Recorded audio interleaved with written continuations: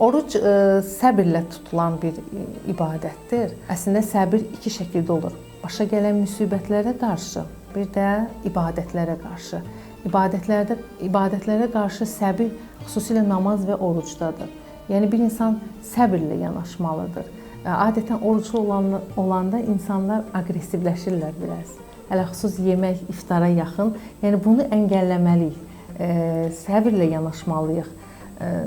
Və orucun bitdiyi, Ramazanın sonuna yaxın, ki artıq Ramazanın sonundayıq, fitrə sədəqəsinin verilməsinin vaxtıdır.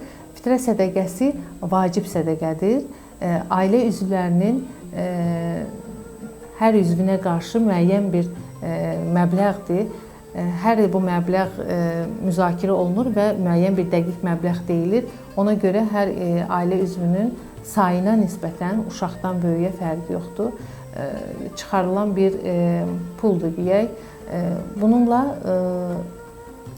bayramın sevincini yaşayırıq, digərlərini də yaşadırıq. Bayram namazı da bu bir o qədər gözəl və möhtəşəm olan, həmçinin çətin olan ayı bitirdiyimiz üçün sonda bir şükürdür. Əslində bayram şükürdür ki, biz Ramazan ayını yaşadıq və sona çatdıq.